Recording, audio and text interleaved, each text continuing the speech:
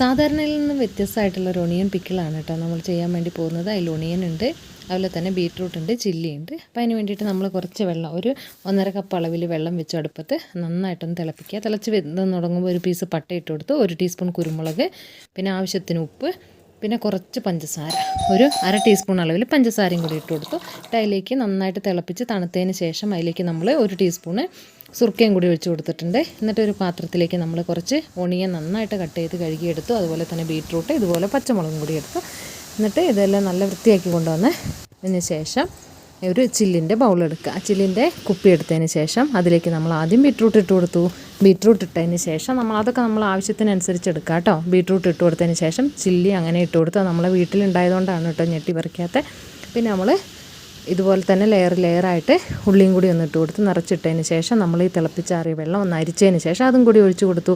അപ്പോൾ ഇതിൽ ചേർത്തിരിക്കുന്ന കുരുമുളകും